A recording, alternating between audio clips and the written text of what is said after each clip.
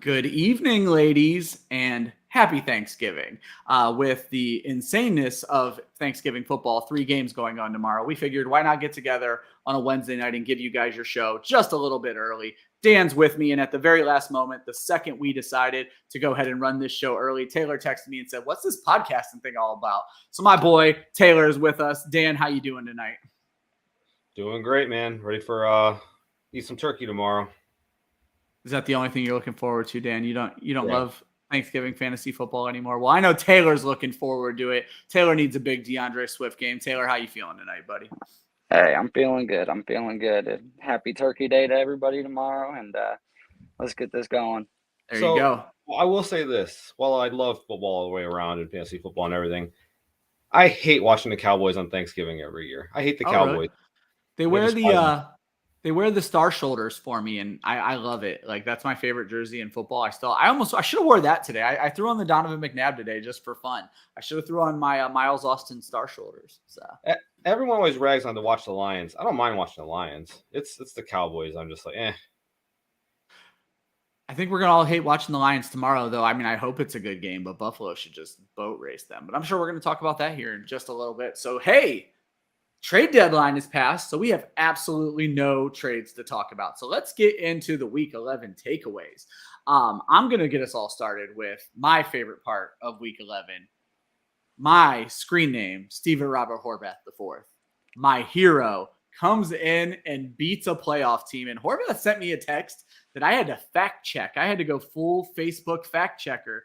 Horvath told me he was on a 17-game regular season losing streak that he ended with that win against Xavier, and he is absolutely correct. Horvath's last regular season win was week 7 of the 2021 season to bring his team to 3-4, and then he goes 3-11 to end that year and 0-10 to start this season. So it has been absolutely rough for Steve Horvath, but Taylor, he figured it out. He knocks down Xavier, makes the playoff race a little bit more interesting along with JR's win. You know what? I am so happy that Steve pulled that one out, to be honest with you. There's nothing like a 7-3 team going down to 7-4 while you go up to 8-3, and you get that cushion there, all thanks to somebody dropping a guy named Evan McPherson. And thank you, Danny. Thank you so much. I really needed that. What a guy. Man. You're welcome. So I'm sitting there before the 4 o'clock game started, and I'm just reading all these tweets from the people at the Bengals-Steelers game. The insiders like, man, these kickers are missing everything. It's just so windy. Like the Pittsburgh kicker, couldn't even get it to the post on the 45-yarder. Like he was fell short because of how windy it was. I'm like, this is stupid. Why am I starting a kicker in what is traditionally just an absolutely difficult stadium to kick in? It's super windy. They're missing everything. It's just a terrible idea. McPherson's been in a slump on top of it. You're not wrong there. I can agree with that. He has not been going for 17 every week. Let me say that. You're wrong. You're not wrong. It is what it is. I appreciate it. You're welcome. There's so many things that had to go perfect for you to win that game. Let's be honest. So, like, if they had called the block in the back on New England's punt return that won them that game, you wouldn't have won. The NFL reviewed that and said it was not a block in the back. I'm not going to lie. I personally thought that Minkah Fitzpatrick did not defend that pass that I got credited for. So I watched the game, and I never saw him deflect a pass. It was in the first quarter. It was like the first 5 plays. I think it was on a tight end or some shit. But yeah, I don't think that was really a pass deflection. Hey, maybe there's still a stat correction coming then. It better not. That would be enough. That would be enough. I think it would be today. I don't know when Sleeper does their stat corrections. So. Typically, it's an NFL-wide thing on Thursdays. Oh, interesting. Well, I really hope not. I don't think we've ever seen that happen in this league. I know we had one where a win changed to a loss last year to me, but I don't know if we've had it on Sleeper yet. So that'd be my luck with this season, contender or pretender style. So Horvath absolutely goes off, and you said, a lot of things had to go right for Taylor. Well, a lot of things had to go wrong for Rob, because kudos to JR as well, who was sitting at 3 wins, taking on a 5-win Rob team who was fighting for a playoff spot. Rob talked a lot of shit on last week's podcast about starting his win streak against JR, and JR pulls out an ugly win, 73-66. oops. Like that was just, and then I love that it was Joe Burrow pretty much did all of it for JR. And then, so in my notes, I literally have that Steve Horvath is a god, JR is a demigod, and that Kenny is the opposite of whatever those guys are, because Kenny went the other way and just tried to ruin the league. But in a way, it sounds like we all agree that the way the first pick is decided needs to change. And there's going to be some major changes that we'll talk about far more at the end of the season. But it's not for this podcast. Dan, do you have any other week 11 takeaways you want to throw in that we didn't get a chance to get to? Just to piggyback off the Kenny thing, respect the league, respect the game. Everybody should have a lineup in. I think, play the game with integrity. Don't let someone else. I understand it was not 2 playoff teams, but if you start doing it, other people are going to start doing it, and it's going to impact the playoffs, and that's not what we want to see in this league. Like that makes our league look like a joke, in my opinion. Fair enough. Yeah, it just comes down to, we're all trading our picks anyway. So, I mean, I know everybody wants that first pick, but when somebody like you, Dan, gets somebody else's first pick who could be in position to get number 1, that's when it comes down to that fact of like, I got this first pick rightfully, and now you're messing with it. So let me say this: like, I actually have someone. I have JR's first round pick, and I'm not even coming at this from that point of view. I actually wanted Kenny to lose that game so Darren would catch up with JR and wins or get closer to him. So it helped me that Kenny lost, but at the same time, it's just more. I care more about the league and the respect of the league and it being the appropriate league and a fun league than I do about people like me getting my own someone else's first round pick and getting a top 4 or whatever. I'd say we're not going to dive into a lot in this show, but Dan, you hit the nail on the head because me and Dan got into a quasi fight about this on Sunday night. I would not even call it that. We were having a discussion. As close you were mad. I was not mad at all. Well, that's how it usually goes between me and you. But all I want to say is, the point that Dan finally got me to calm down on is it's not about the draft picks. It's about playoff integrity. And I agree with that 100%. And that's what we all need to be thinking about. All right, guys, let's jump into it. And we talked about playoff integrity. Who do we have in the playoffs? I'll run through my teams first. I don't know if you guys have your lists handy. This was a little bit harder for me this week. I wasn't quite sure who I was going to put where. But I'm going to go ahead and jump into it. So I have Phil at number 1. I think he does hit 13 wins. I think he does get the bye week. I have Stevie, Terry, and Taylor all relatively tied. I think Stevie is most likely to hit 11 wins. So I have Stevie getting the second bye, Terry and Taylor sliding in at 3rd and 4th. I have Xavier, I think, is going to hit 9 wins.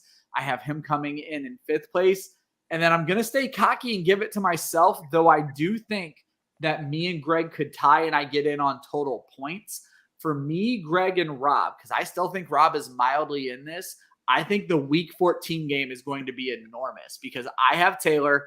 Taylor's likely in, but I'm going to need that extra win. And then Greg and Rob are actually going to play each other.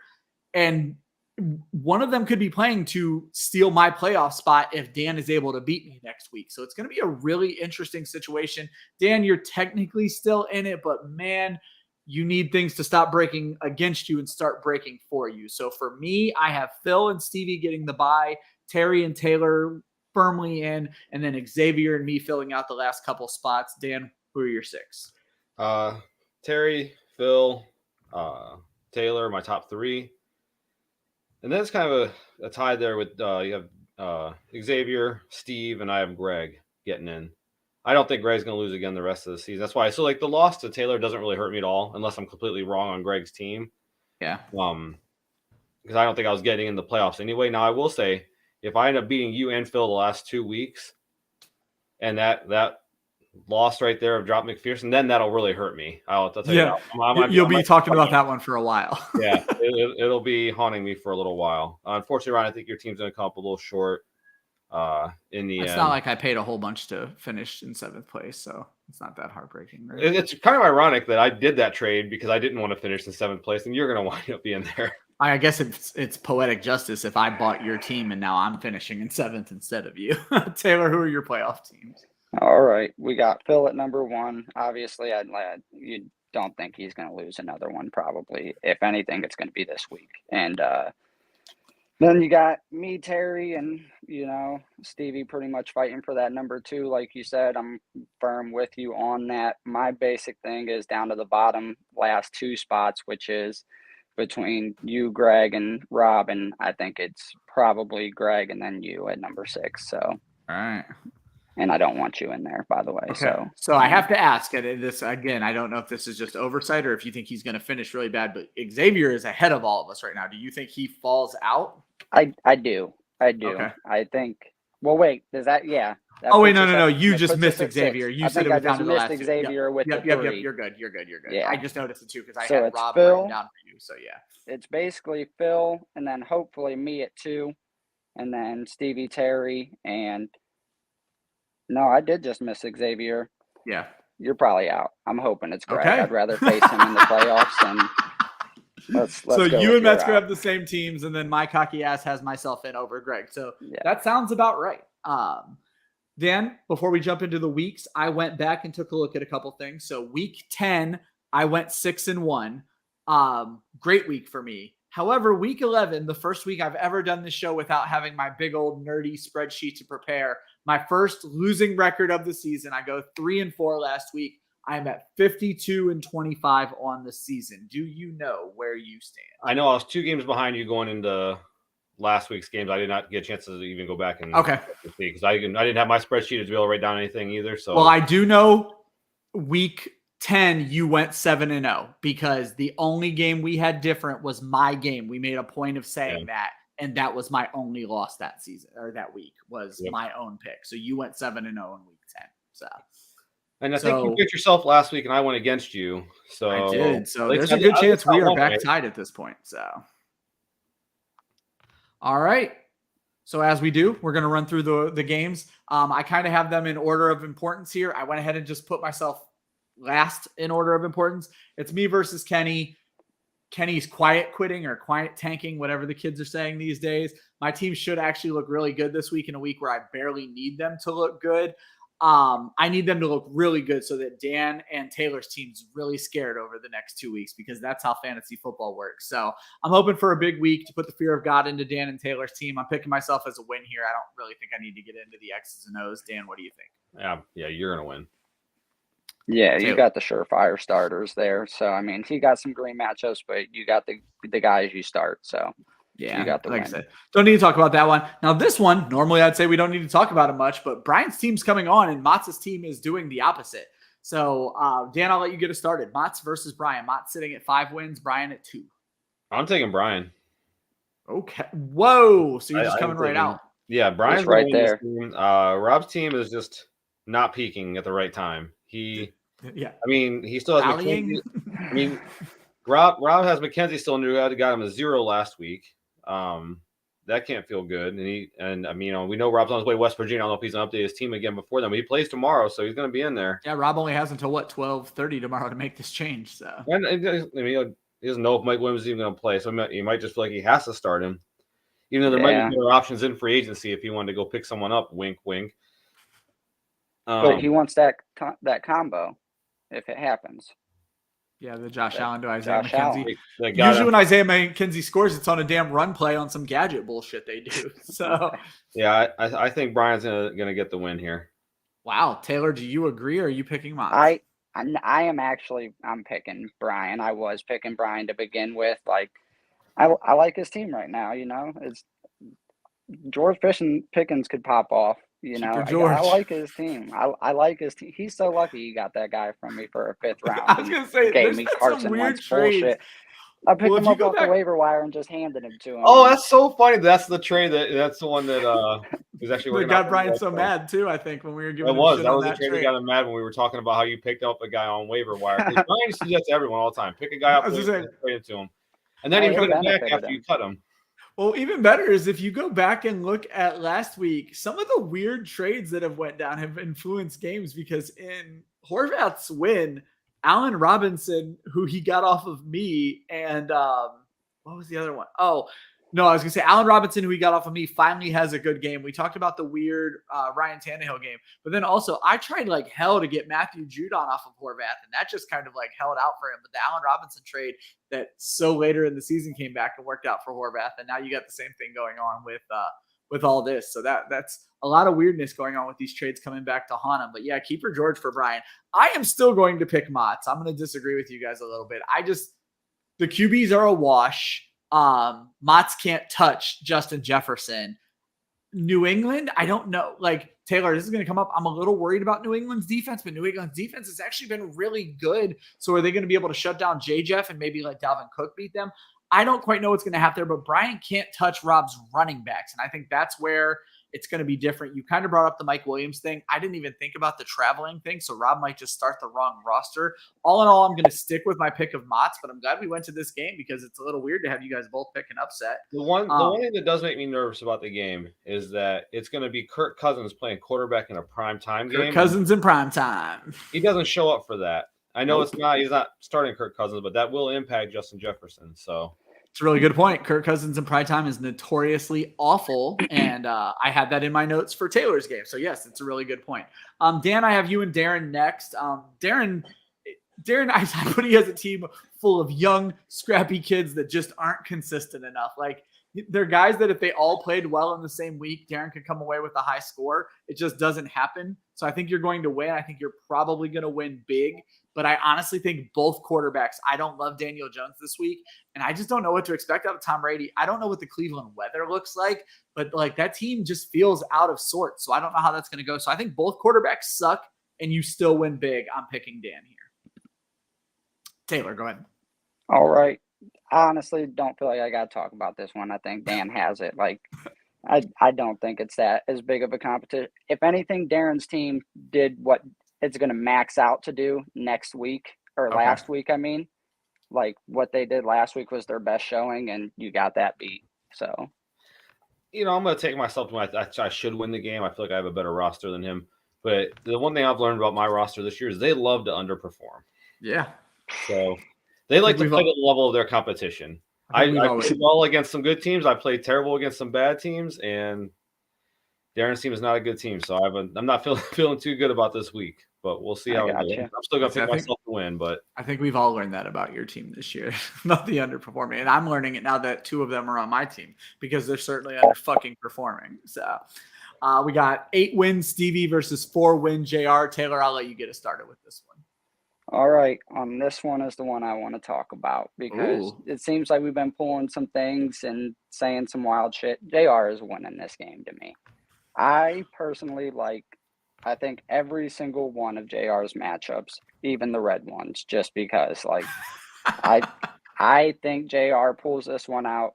Stevie's team is at that point where I want him to lose so bad that he's going to lose anyway. Oh, so you're just willing it into existence? I'm just willing this into existence that, like, he's got a lot of great people to start, but his team's just going to do bad this week, and that's what it is. That's what it is. I love it. Sometimes you just get that gut feeling. Dan, how do you feel about this one? You picking an upset here as well? I think this is going to be a really close game. I put those – literally, I said if Jamar Chase plays, this could be close. Steve's team make me super nervous. Like, I would not be shocked if it's somehow Steve finishes as the 6th playoff team. Like, his team is just falling apart. They're not playing well in real life or in fantasy football. Like, they're just – Saquon has a tough matchup this week going against that Dallas defense. St. Brown going against that Buffalo defense is iffy. I mean, I know that Lions offensive line is their best part of their team, but still, that Buffalo defense gets after it. They're going to be probably a little fresher for this week's game if they're not having to, shovel 6 feet of snow to get out of Buffalo. But I'm still going to stick with Steve to get the win. But I think it's going to be a close game. You basically read my notes. I think Stevie wins on the strength of his wide receivers. It's pretty even everywhere else. JR, don't underestimate the fact that JR has nothing to play for but ruining Dan's draft pick. And that's a great motivator. So if we see JR just motivating his team the way Taylor is demotivating Stevie's team, we could definitely see an upset here. I'm staying boring and sticking with chalk, and I'm pretty much sticking with chalk every game for the rest of the thing. So I'm going to go ahead and pick Stevie in this one as well. I just don't think JR's team is going to be able to keep up. However, the quarterback situation could change this completely because Joe Burrow to Jamar Chase, if Jamar Chase plays this game, Kyler Murray, I told Taylor this last week. I actually heard rumors. They already knew Kyler Murray was missing last week and this week. They knew he was going to be out for these games. They keep calling him questionable. Don't be surprised if Kyler Murray doesn't play again this week based on some things I heard. So I'm going to go ahead and pick Stevie there as well. Next game, this might be the first time all season long Horvath has got into the top 3 games of the week. And we normally wouldn't have to have a big discussion about a Horvath game, but my man's team is ready to show up. We joked last week that it shouldn't have been that close in the projections. Boy, were we fucking wrong. We got Horvath. We got Greg. I'm just going to go into my notes. It's a crazy close game. Horvath is going to be my fucking hero if he pulls this win off because I need him to pull this win off. Normally, the double Dallas RBs isn't going to work, but against a Giants team that's faltering against the run, I think it's going to be fine this week. So give me Greg. It breaks my heart. Again, I'm going to stick with the chalk, but I will be very happy, Taylor, if Horvath walks out of this game with a win. All right. Well, see, I want to pick Horvath so bad in this. I want Horvath to win his season out. And honestly, when I was looking at his team earlier, I said, how is this team not fighting for a playoff spot? And that's what we've been saying all season long. There has never been a worse luck team than Horvath's team this year. So on that being said, with Greg's team, he has, I think when I counted earlier, it's 6 Thursday matchups. 1, 2, Dallas running 3, back. 4, 5, Gabe Davis. 6. Yep.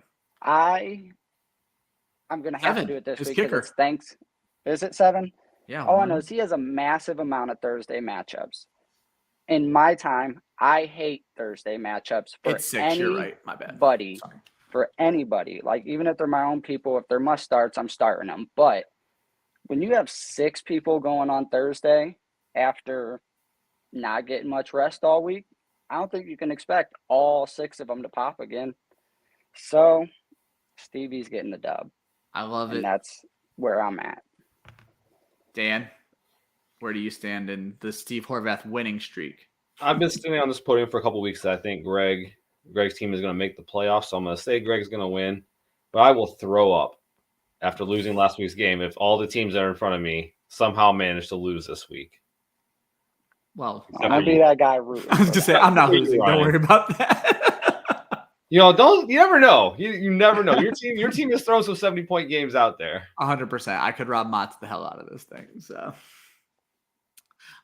game number 2, one of the best games of the week if we didn't have another first versus second matchup. But we got Taylor taking on Xavier. Major playoff implications here. Neither one of these two teams is 100% safe. X needs this win a lot more than Taylor needs this win.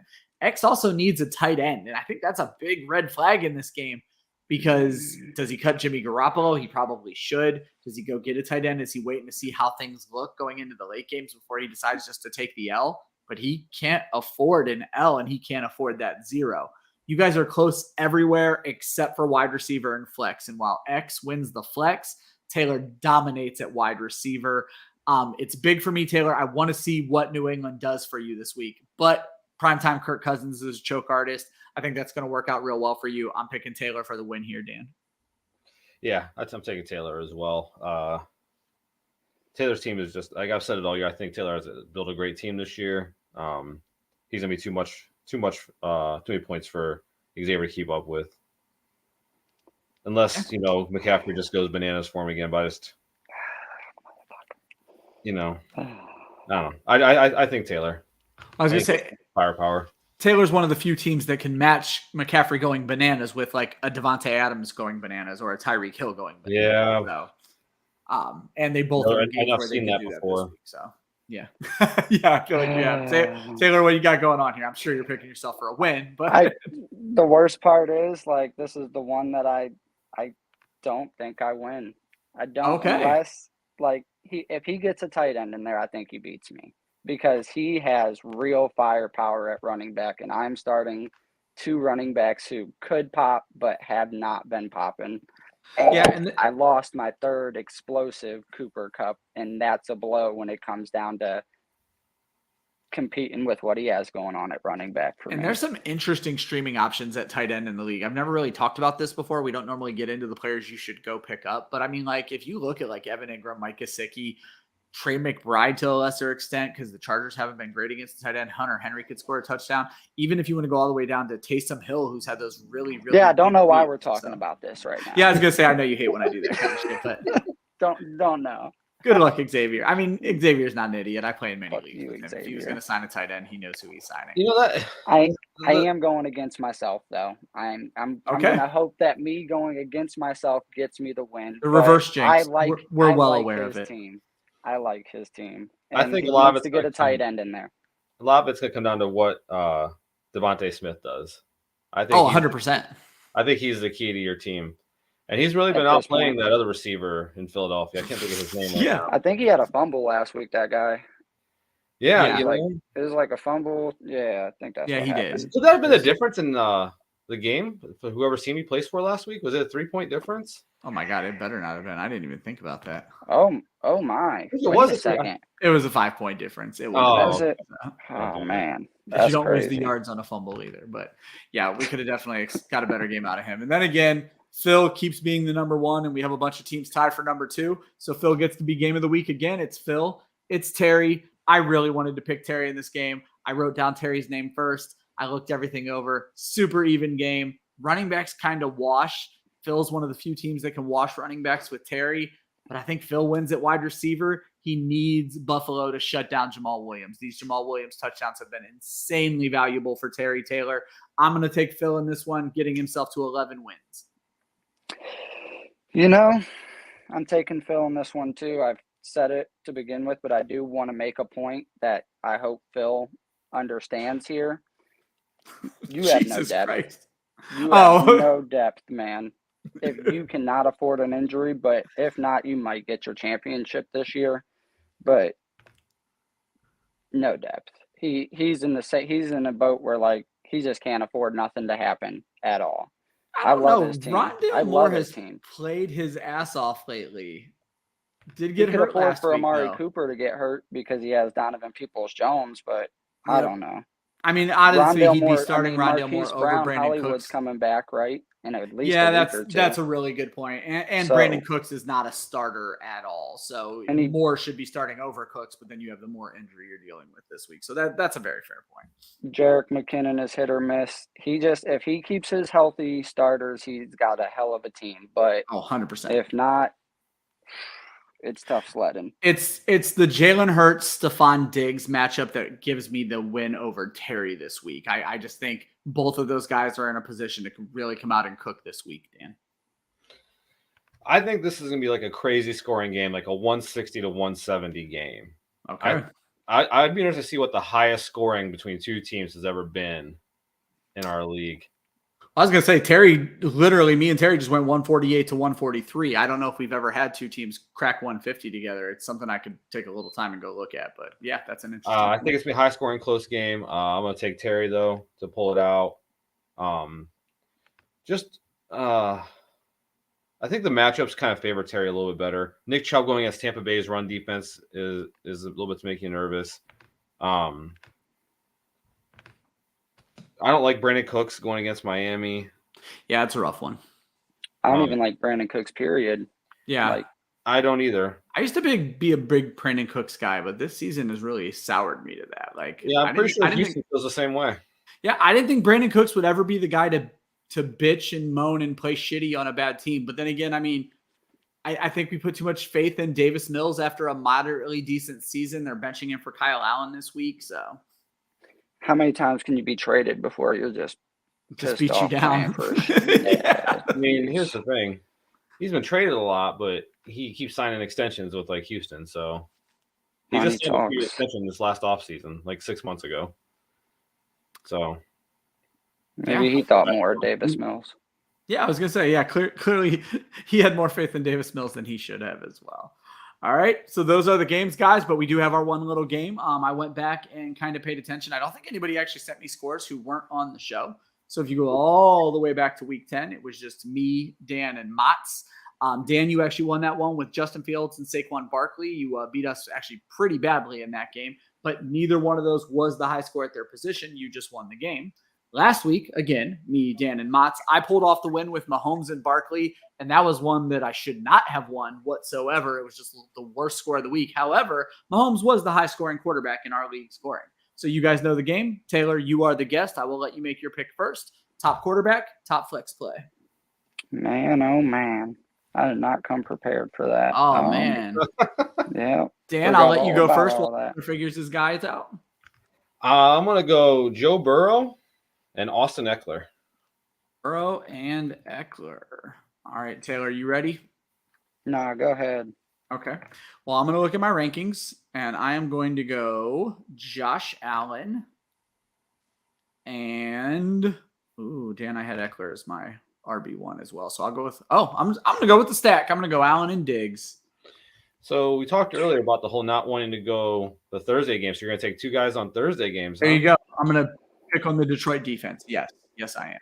The Detroit defense, they've been playing a little better lately. They have. This could blow up in my face. I'm just trying to give Taylor some time to think of two players. That's all I'm doing. You know what? I'm taking my guys, and I'm going to hope to God, and I'm going to make this switch right now, unless he gets pulled out. I'm going to put Justin Fields back in my lineup, and we're going to go for Justin Fields and Tyreek Hill. I like that it. way, hopefully I can actually beat Xavier, but I'm still picking him to win. Definitely a possibility. My biggest worry, and Taylor, you and I talked about this a little bit before the show started while we were waiting on Dan. My biggest worry is that Justin Fields plays 10 plays and they take him out of the game. Like, we can't have that happen. Neither one of us can. So it's a very scary thought, but I feel can't like afford for Justin Fields to have to change your lineup points. based on this little game. That's a risky move. I love the corruption this show has done to our league. All right. As always, Dan, parting words for the people. I love you guys. I can't wait for this stupid season to be over. Taylor. Happy Turkey Day, y'all. Thanks for dropping Evan McPherson, Dan. You have a good day. Yes. You're welcome, buddy. Happy Turkey Holocaust to everybody. As always, I will give my opponent a hard time. And Kenny, you get a doubly hard time for the fucking headache you gave me last Sunday. So 2-finger salute there for you, buddy. I hope I triple you up. I don't know if we've ever seen a triple up in this league. That's what I'm fucking going for. Your team is trash. I'm going to beat your ass. Have a great Thanksgiving, all. Talk to you guys next week. Take it easy.